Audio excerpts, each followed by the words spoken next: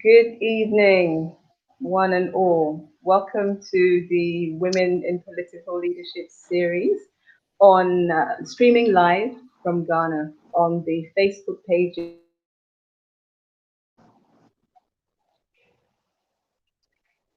of House Well Mothers Foundation Africa and States of Africa YouTube page. So if you are watching from YouTube, please take a few seconds to subscribe to the channel. So my name is Angela Santiamar. I am your host. If you were here on time at 6:30 or 9:30, depending where you are, apologies for the late start and last minute issues that I and my guests we had to address. So welcome to today's show. I am here with my return guest, which is Brenda Katushemererwe from Uganda. And for those of you who may remember, the sister joined us in September, on the 23rd of September. And at that time, she was in the presidential race for the upcoming elections in February 2021. And things have changed since then. So we are very honored to welcome back Sister Brenda Katushemererwe, Pan-African and former presidential, independent presidential aspirant to the show. Welcome, Sister Brenda.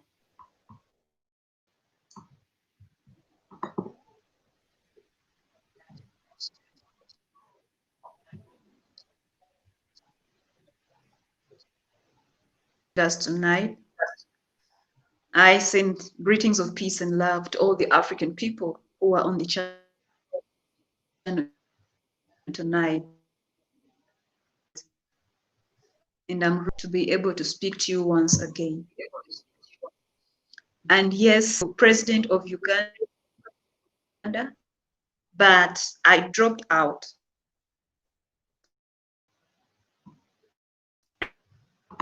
And as the show goes on, you're going to find out the reasons why, to me,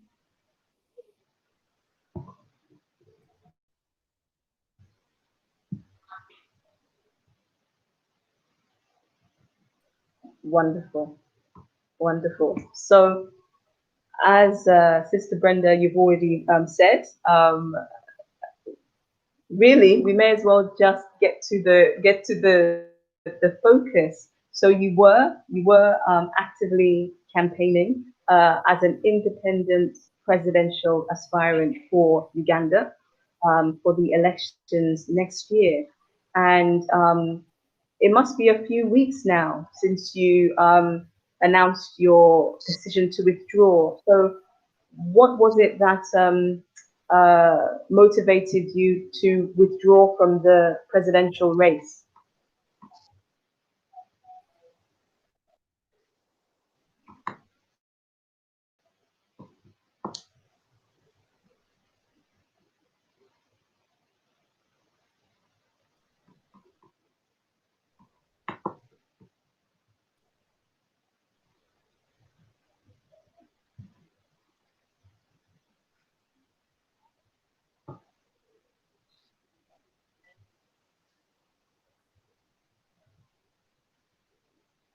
I'll put it this way. I decided to drop out of the race in which I was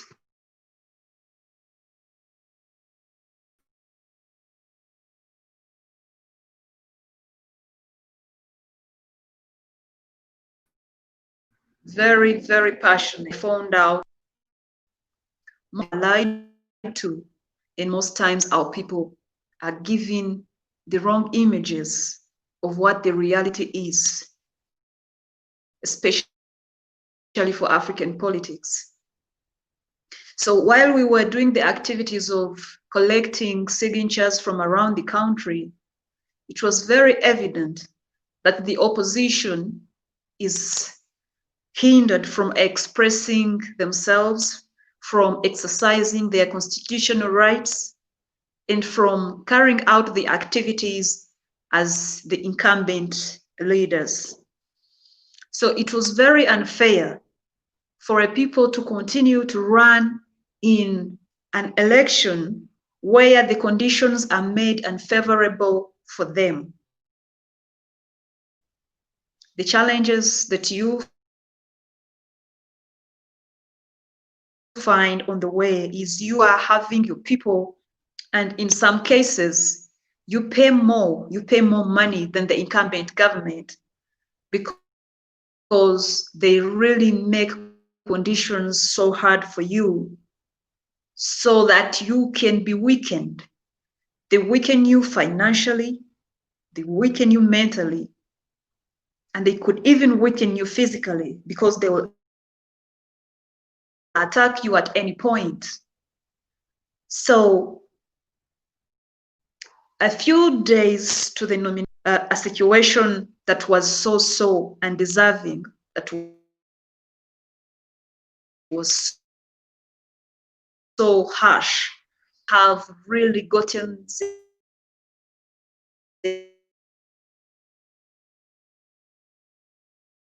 signatures for the people that are supporting you.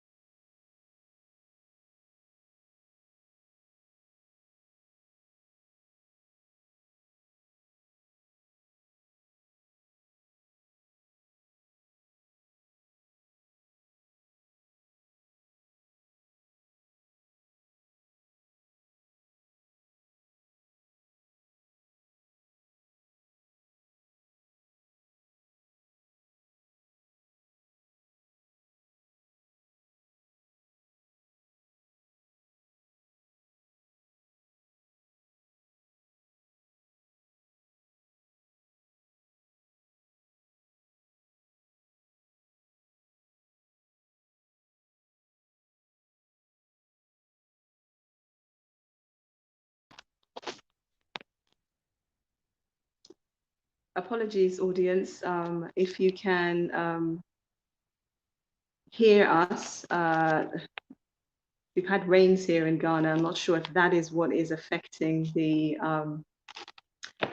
connection in addition. So let's just wait for Sister Brenda to join us. In the meantime, if you are still watching, please let us know where you in the world you are watching from. Which country, which city.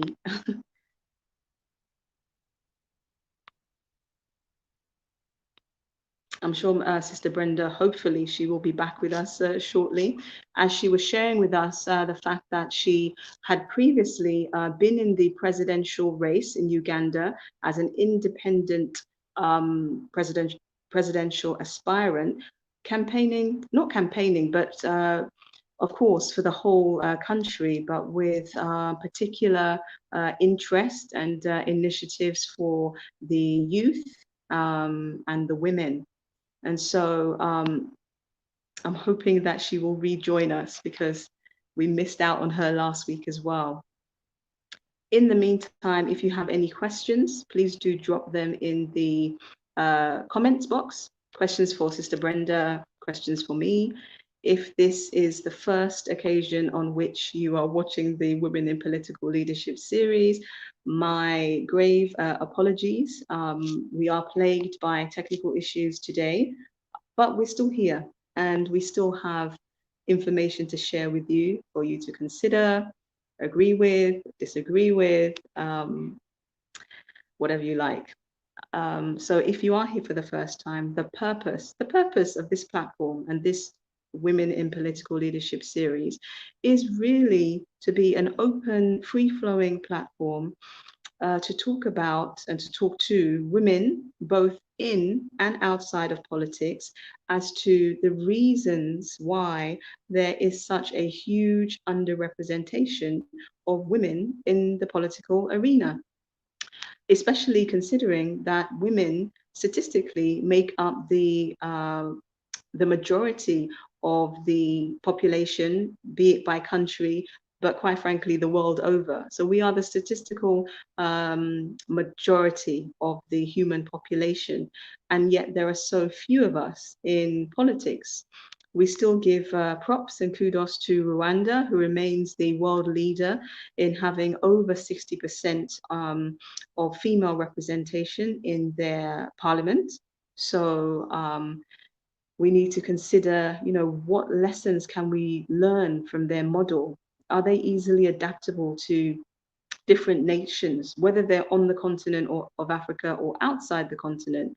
What are they doing right that we should consider for our own countries? I'm hailing from Ghana. Following 63 years of independence, we've never had a female president. And so that's the path that I am on. In the history of Africa, as we know it, of a continent of 55 nations, we have only ever had 9 female presidents, 9 out of 55, not in 1 year, in the or one term, one administration, in the whole of the history of Africa as we know it, 9 out of 55 African nations. So there is a problem there, and this is not a new problem. And women, quite frankly, are not new to politics. If you remember the series we had with Sister Najar Nyakio Munini, she was talking to us about pre-colonial times where there were lots of women involved in politics. And a lot of the different African countries have their own stories of women who have stepped up, whether it's politically, whether it is combatively, as in, you know, leading armies, warriors, you know, to battle. So it's not something that is alien to us as women. It seems that we have, some would say, forgotten, some would say been marginalized from being involved in politics. And so that is a big telltale sign of some of the issues we are dealing with today. Somebody said to me the other day, talking specifically about Ghana, that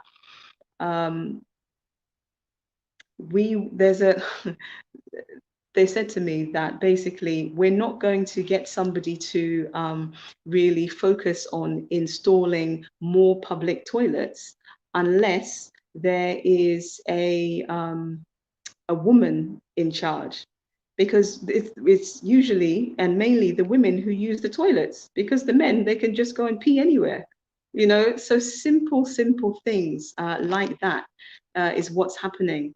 Our guest is trying to return, so let me just try and assist her. Thank you for bearing with us.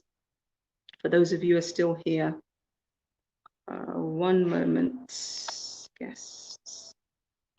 Right.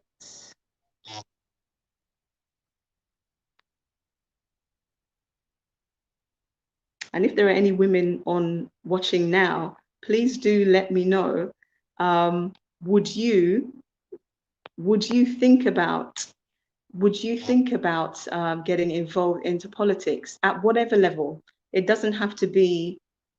It doesn't have to be as a country leader, you know, a head of state, at MP level, even maybe even in the administration somewhere in politics. Would you consider getting involved, knowing that historically we have been involved?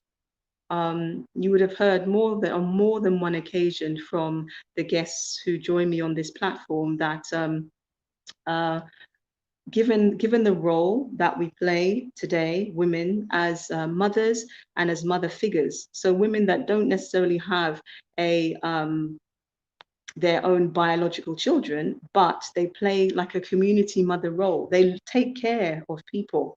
We are naturally equipped to deal with the different ministries that would be available in a government. You know, we naturally wear the hat of the Minister of Food and Sanitation, of travel and tourism, of finance, of operations, of education, of diplomacy.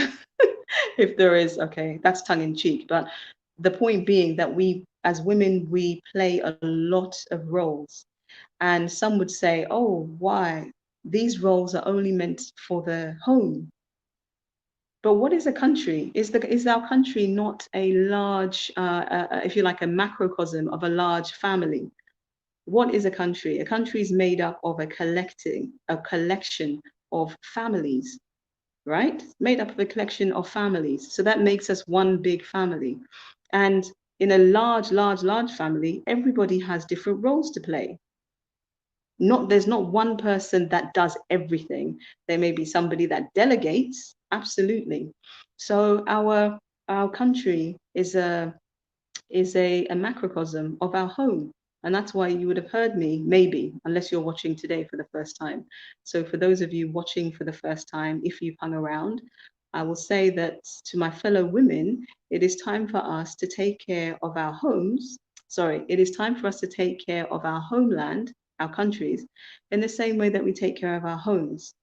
Because even though in a two parent, two adult household, say you have a man and a woman, a couple, yes, they are there, but society still is the case that when it comes to the upkeep of that home and the well-being of the children, everybody looks at the woman, whether she is the biological mother or not. That is what is placed on our shoulders. And so if that is what is placed on our shoulders, we can, and we run the household with or without assistance from a partner, we can run a country. And I know there'll be people that disagree with me, but that's absolutely fine. Just look at the what is going on in the world at the moment. Sorry, bear with me. I'm still trying to assist Sister Brenda from coming back on with us. Okay. I'm very grateful that there's people still online. We are trying to assist our guests today to come back onto the platform. But for some reason,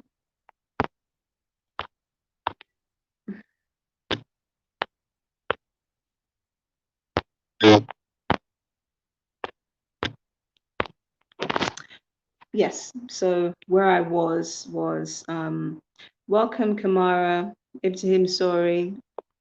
Yes, unite. That is what unity is what we need. Africa must be one. We hear this so often, don't we? We hear this so often. Yes, Africa must unite.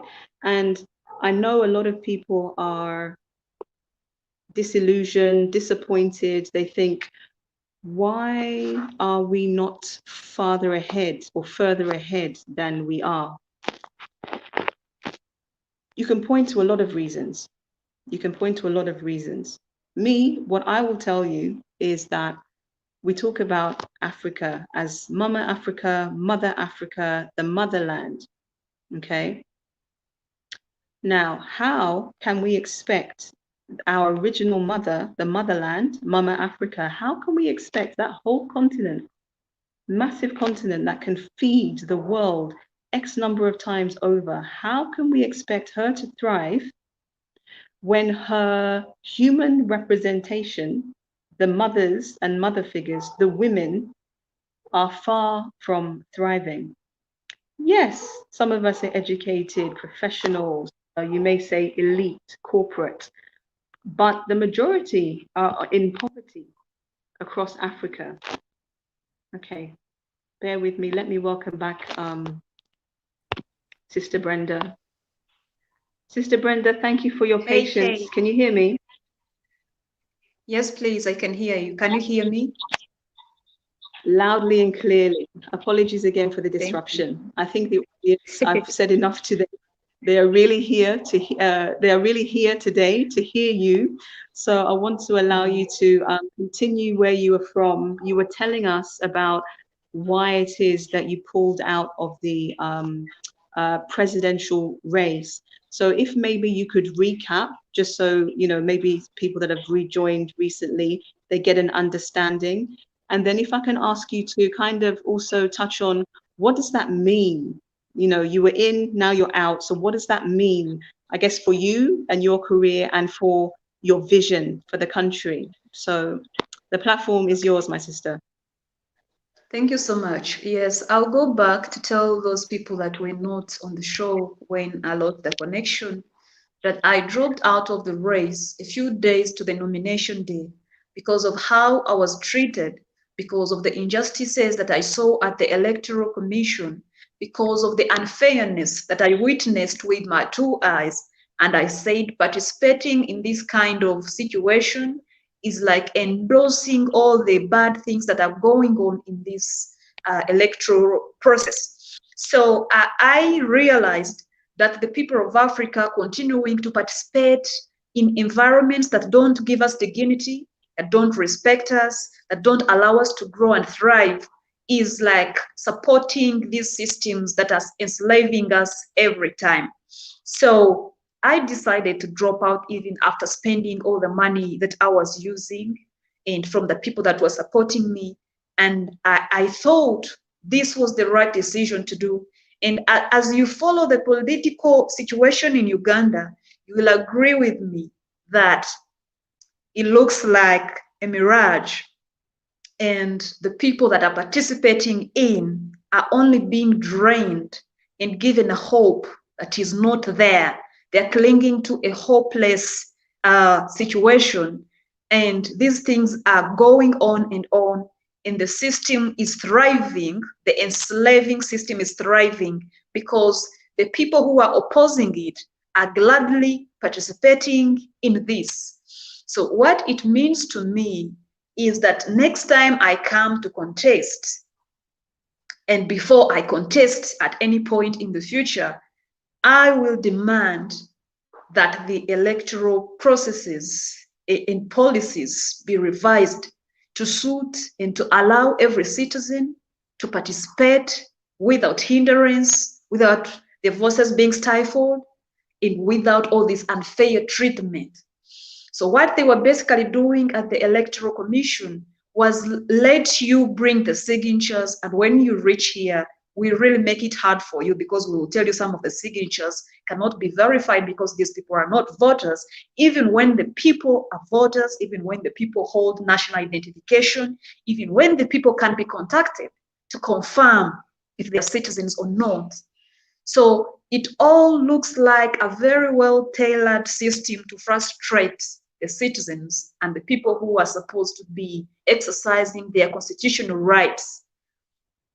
So what does this mean for you and for me and for the people that have got hopes in the political system of Africa? It only means that we have to revise and we have to rethink our strategies on how we approach the politics. We have to really reshape our politics to suit our situation, to suit our traditions, to suit our background, and to suit our challenges as we have them. So I don't really think it was such a regret as many people have really expressed, but an eye opener, and it only opens doors for us to make the situation better in the near future.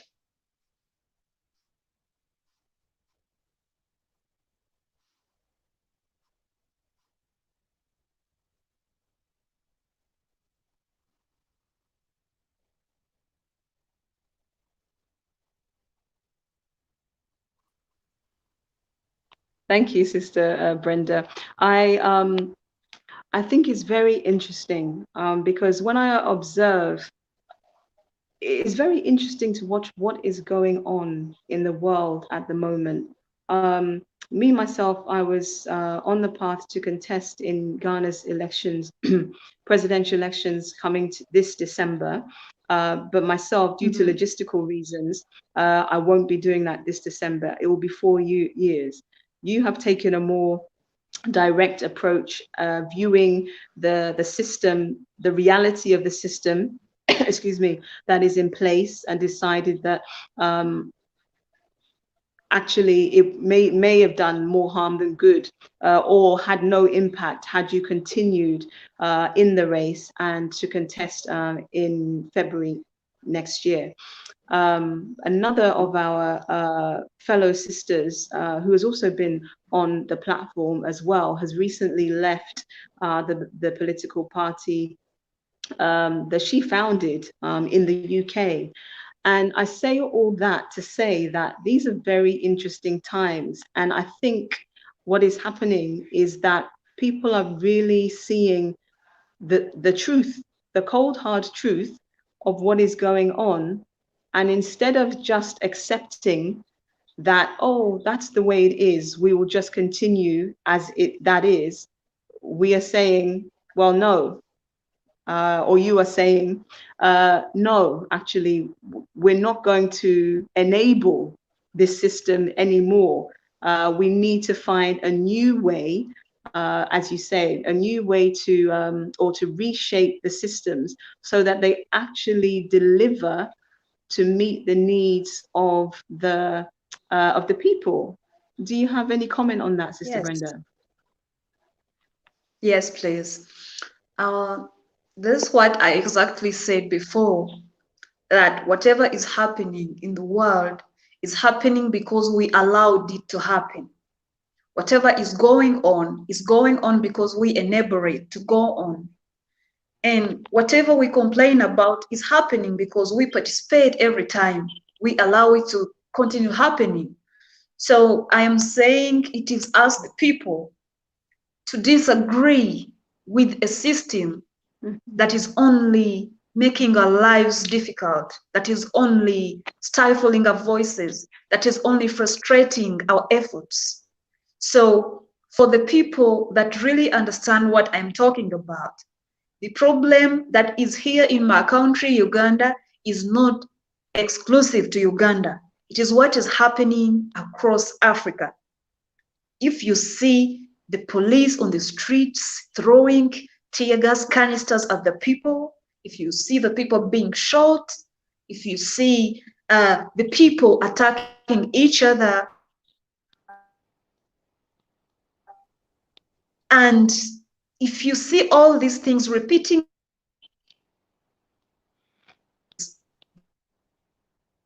the very people have allowed to keep giving a hand to think about. People need to think about. The opposition always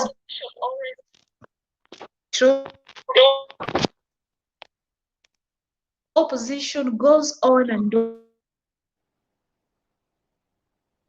on. Participate at the next eliminating the very reasons or the very so this is a whole comprehensive problem. That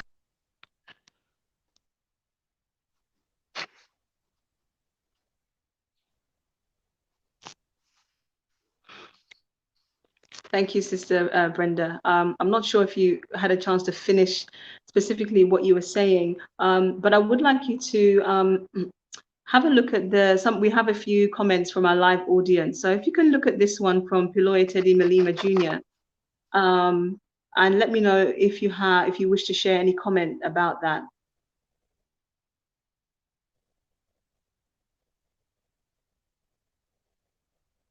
I'll read it for others in case they can't see it clearly. So Uganda is failing to dictator Grandpa Museveni. The only favor is to leave fighter Bobby alive because the old will be ancestors soon. The youths still have time on their sides. The current revolution will never be stopped. Bobby will never die, and even if he is physically killed, then his legendary will remain forever. So do you have any comment on that, Sister Brenda?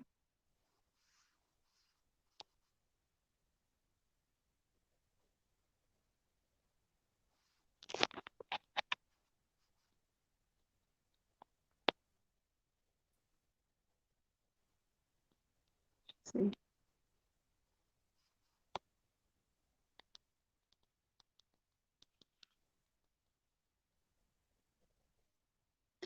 I think Sister Brenda will hopefully rejoin us because I can't see her.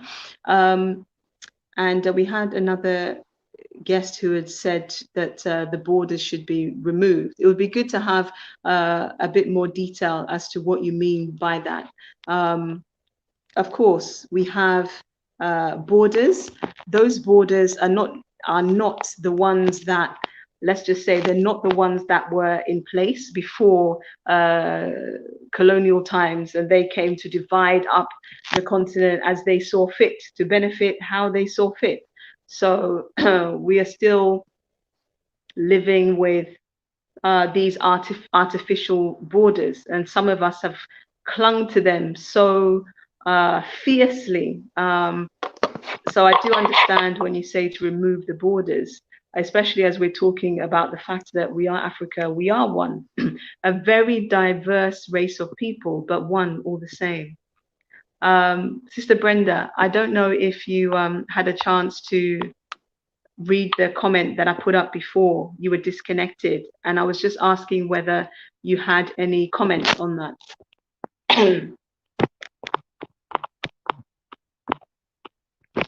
Oh dear, unfortunately we have lost her. Okay, let's have a look at this comment. Thank you for engaging with us, those of you who are taking the time to join us on this bumpy ride. Stand up. Thank you, John Powell. Stand up and unite as one. Africa is stronger, united. Stop dividing, stop the greed, stop the dictators, stop the police from killing innocent people. Stand firm, stand tall for justices for all.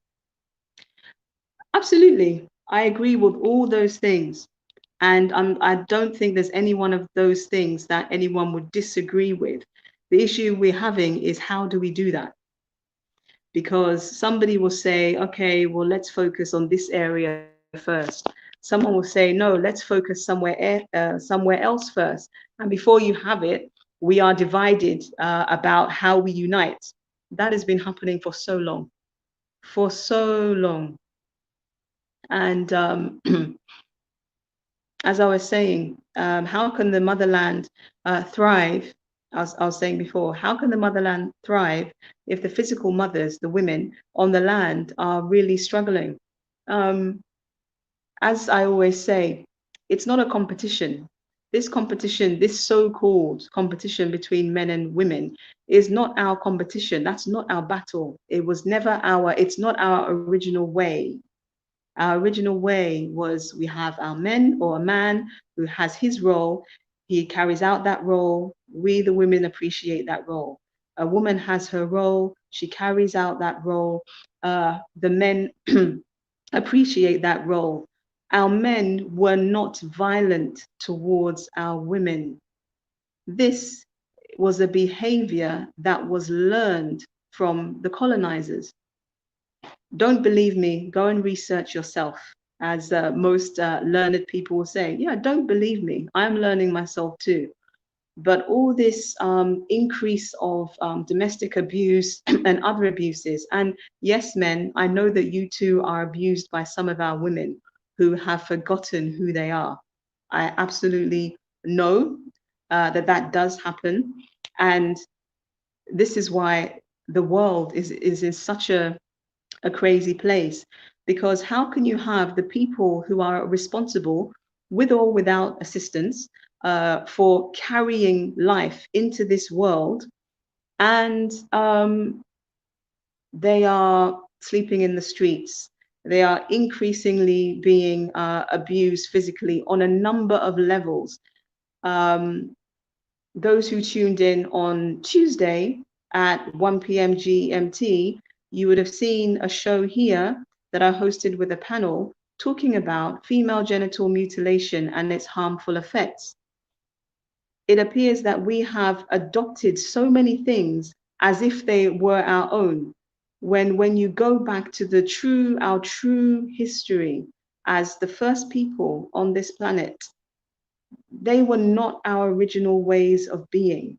And the reason we are suffering as a people is because we have adopted ways that are not natural to us. They are not ours. We need to hand them back. We absolutely need to hand them back and start relearning what was actually ours. This is the issue. So many places we could start. I say, on behalf of Power to Our Mothers Foundation Africa, on behalf of Global Pan-Africanism Network, the Queen's Club, which is for empowering our women, because when you empower the women, you empower everybody. When you empower a woman, you've empowered the household. So there is no, oh, it's just about the women, the men will get left behind. No. What mother, caveat, what mother who is grounded in herself, who knows who she is, she has her sanity. What mother like that discriminates between her children, leaves any of them behind, marginalizes her husband or spouse or partner? What woman do you know that I said is grounded, as in she knows who she is, she knows her calling, she can be humble and not compete with her mate? And I said humble as opposed to submissive. We use submissive, but I don't use that word this time because it's been very much doctored from I sense its true meaning. So what woman, what mother do you know that when she's doing well, the people around her are not doing well? Because from personal experience, from what I see and from what people tell me, when the motherly figure, okay, that's the mother or a mother figure in the home, when she is well, when she's not stressed, when it's not frantic, when she has enough money to feed herself, her children, the husband, and whether the money comes from the husband or her, it doesn't matter. When in a household, what the woman has to manage is to be able to take care of herself. When she's taken care of, is everyone in that household not okay? I mean, I leave that question to you. Please do challenge me, because I actually want to know. Because we must absolutely continue to identify and let go of and give back these behaviors that are not ours. Oh, what happened?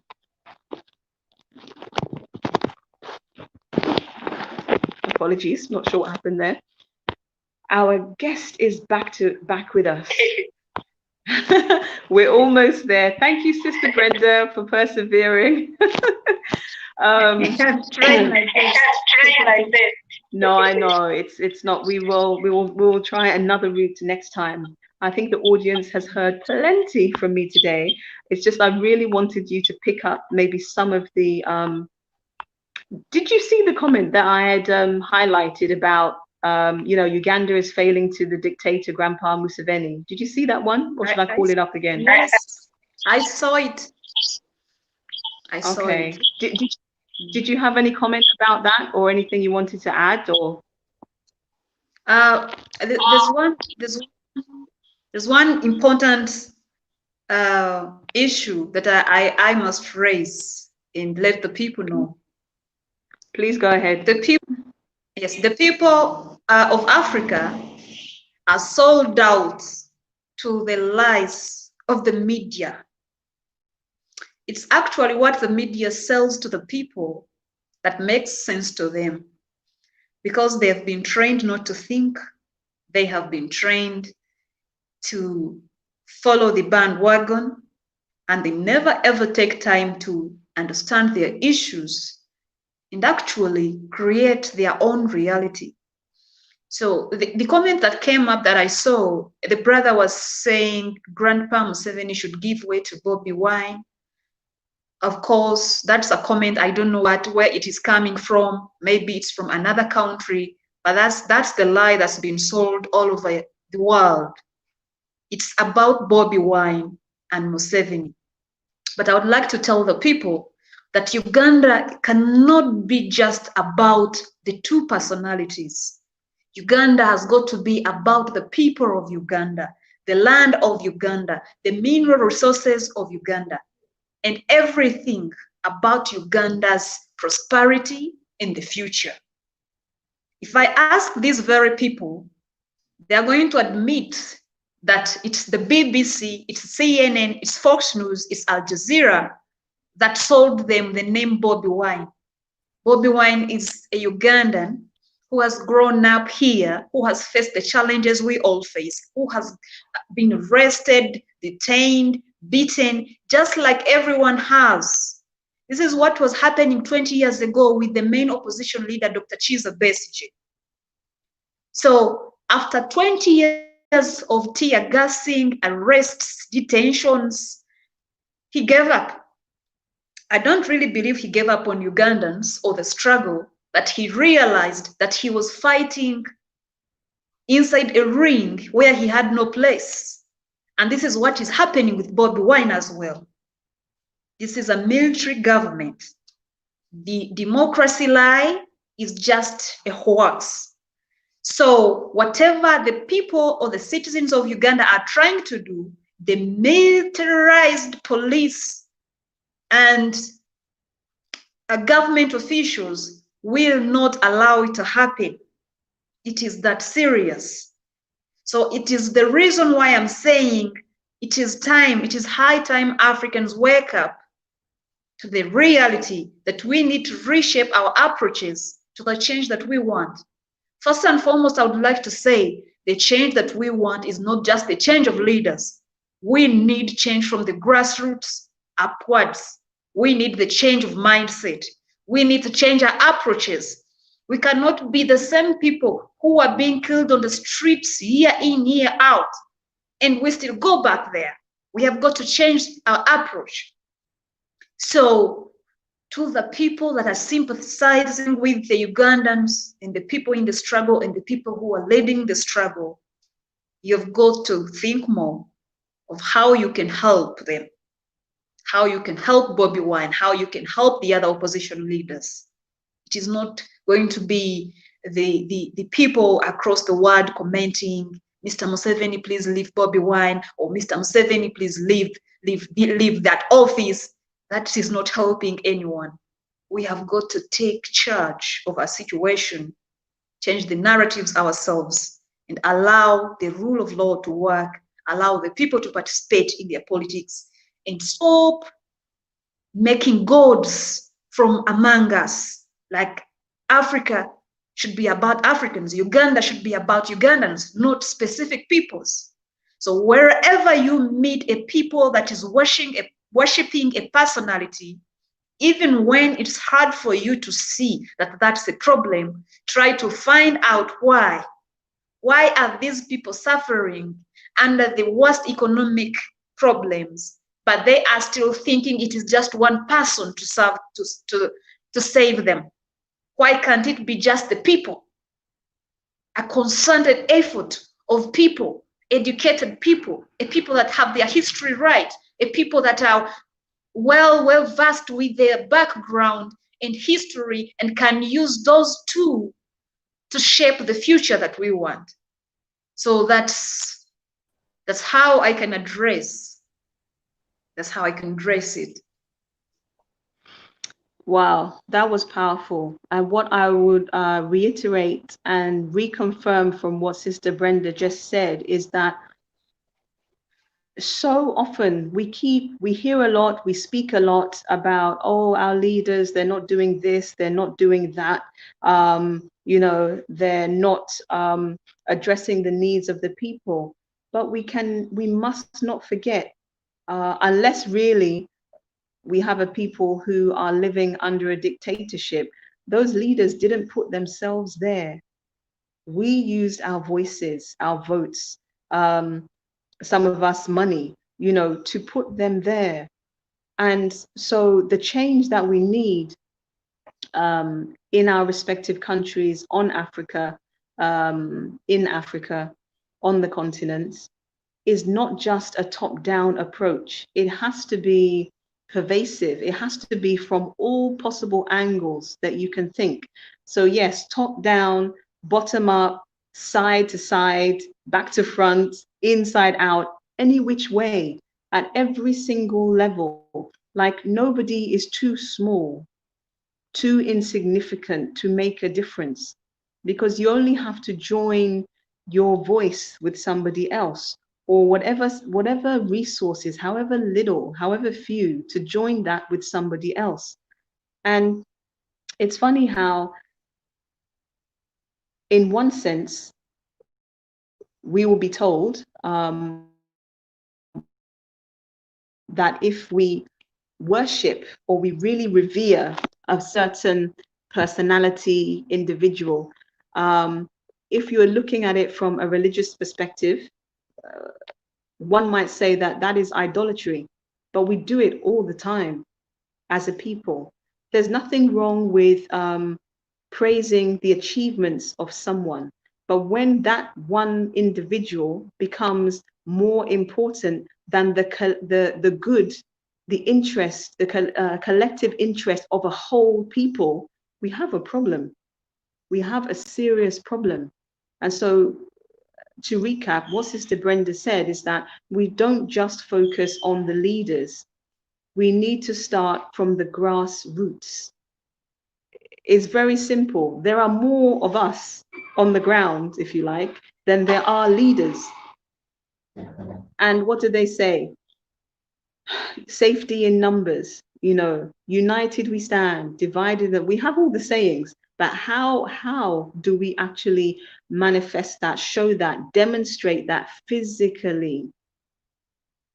It starts by saying, no, I'm not going to buy into what it is that they're telling us at the top. I know it's difficult because people are struggling to eat.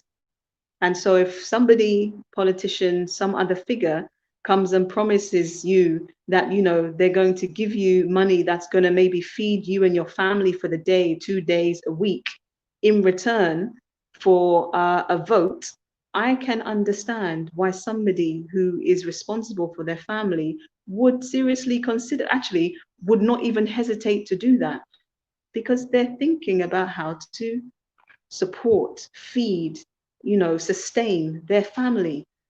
This is survival mode. And this is why I say to you, and if you've not heard it the first time, please hear me, that mindset's very important, but it's actually a privilege to be able to work on your mindset when your belly is empty or the stomachs of your children, your family are empty, and you are the one responsible for ensuring their livelihood, like making sure they're fed, clothed, watered, housed. You tell me who, if somebody is in that state on a constant basis, day to day, week to week, only thinking about literally living from hand to mouth, you tell me how that person is supposed to wake up and see that, oh yes, they're African and they must love their African brothers and sisters, and, you know, help their country and the motherland to thrive. I defy anyone. I defy you. show me that person, because they definitely will be in the exception. And this is why we are where we are. Sister Brenda's back with us, so I invite her back to just basically leave us with, Sister Brenda, I was just recapping on what you were saying, and to really confirm the importance of what you said, in the sense that the leaders, yes, we have leaders, but number one, unless people are living under a dictatorship, the leaders didn't put themselves there by themselves. We are the ones, as in our voices are the ones that put them there. So we can't just lay blame there. We in the grassroots, as you say, we are the majority. There are more of us on the ground than there are in leadership. So as much as people say, united we stand, divided we fall, there are safety in numbers. Now it's about how we demonstrate that physically. And the fact that we can do that, like you are demonstrating, by saying, no, I'm not having part of this. I'm not having part of this. On the flip side, what I was just saying to the audience is that it's very difficult. Like, we must have compassion. I didn't say that, and I will say that. We must really try and develop compassion for where we are as a people, because it's difficult for some people to have good morals, good moral values when they're starving. And not only when they're starving, Yes. like when they have children, families to feed. Mm-hmm. So, Sister Brenda, what you would have missed, I said that, if a politician or some dignitary or somebody comes to offer you, not you, sorry, an individual on the street, money, and that money would say, feed that person and their family for a day, a few days, even a week. I, for one, find it completely understandable that they would take that money in return for going to place a vote, because they have to survive. So it takes for a lot of the others of us who are not at that level to be able to either support our brothers and sisters in that situation, or not judge them, and then use our voices to support those who are saying, no, we mustn't, we're not going to support this, enable this system that only feeds the elite and leaves everybody else to their own devices.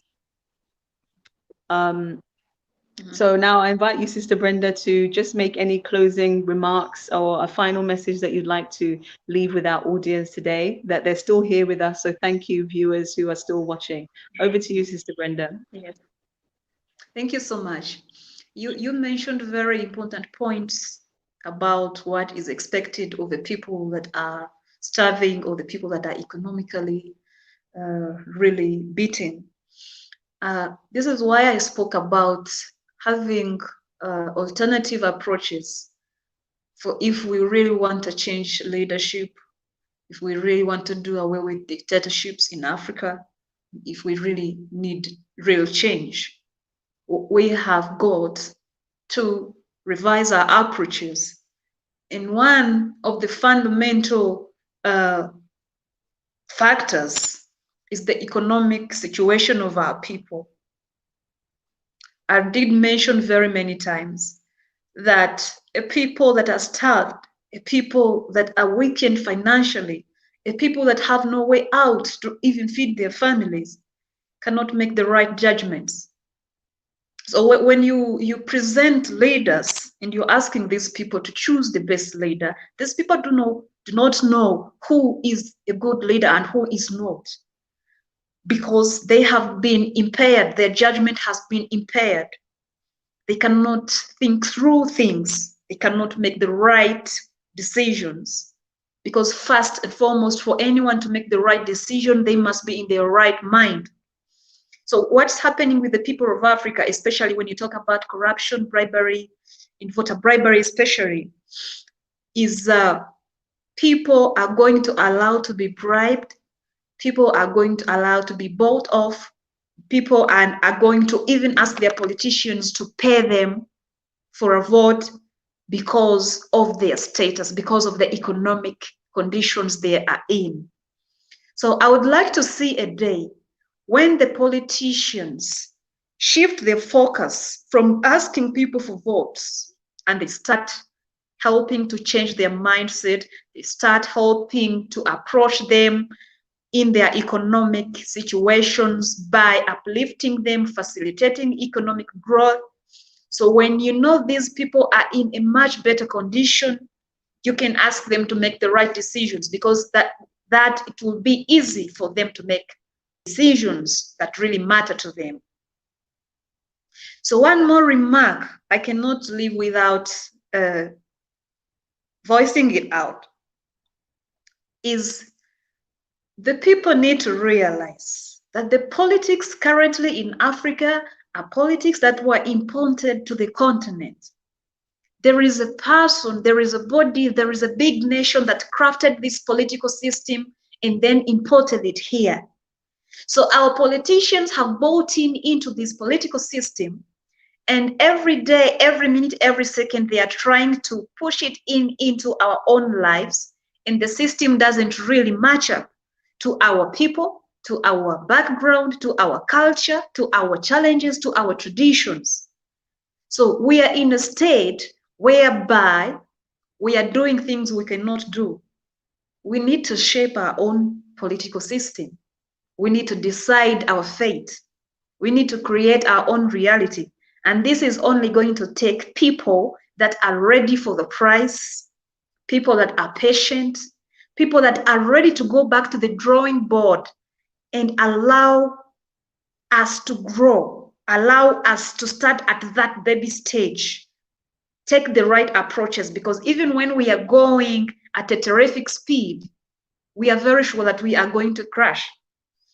So our politicians, even the people around the world that are giving so much support to the Uganda's opposition, they need to realize that it's high time. We all know that this is not happening only in Uganda, it's happening everywhere. It's happened in Mali, it's happened in Nigeria, it's happening in Zimbabwe, it's happened in very many other countries. And we do not want to see ourselves end up in a Libya-like situation. We need peace, we need harmony, we need economic growth, we need dignity. And the only people that are going to make us reach that point are the people, us.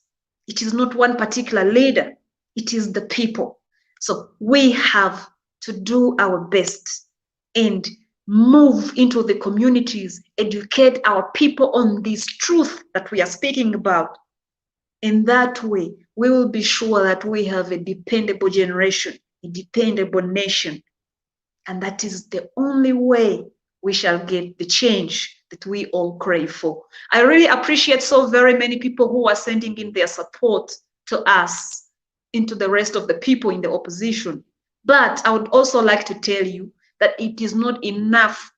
It is not enough for people to send in messages from across the world showing support of a system they do not understand, or showing support of a person they do not understand, or showing support without ever actually getting involved in the process, because the process is a complicated one, and every one of us has got a role to play.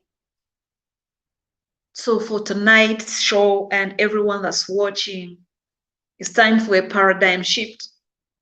We need it. We must do it, because for whatever we see that's happening in our world is not good at all. It's actually threatening our future.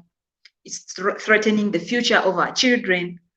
And we have to wake up at once and do the right thing only in this time. Thank you, everyone. Much love and peace from Uganda. Thank you so much, Sister Brenda. We really appreciate you coming back and sharing with us. It is a time for straight talk. It's not time for sugarcoating anything now. People may get offended, but so be it. It's better that we have a few bruised egos than any more battered bodies anywhere. The lives of our brothers and sisters are, wow, I don't even know what to say. There's still too much senseless loss of life, and it doesn't have to be that way. But it does take for more of us to say, we're going to go against the status quo and do that what seems unpopular, uncool. Some may even call it what's the word? Unreligious. Yes, you know, blasphemous. You know, you will rub people up the wrong way, and we need more people to have thick skin, and we can get thick skin by joining together and speaking out that way. We know that there are real threats. There are real threats to people who step out to do that way. But if there are more of us that do that together, then we do that in solidarity. So would you rather somebody looked at you as strange because you're saying something that somebody else is not saying? Or, you know, or rather just do what everybody else is doing and then be another one of those onlookers that says, oh, the world is so terrible, what are we going to do? Like, it really is our choice. It's really our choice. And nobody's going to hand us back Mother Africa on a plate. It's not going to happen. So what are you going to do about it? Yes, you, one person, you can do something. No person is too small. From when you carry this melanin, we're powerful people. And even though Sister Brenda and I are talking about the real need and desperation of some of our people struggling to eat, there are those of us who may not be rich, but maybe there's something that we can do to help them. But it takes a collective effort. So next time you think about complaining about the leaders. Yes, please. Yes, please. Yes, Sister Brenda, go ahead. Go ahead.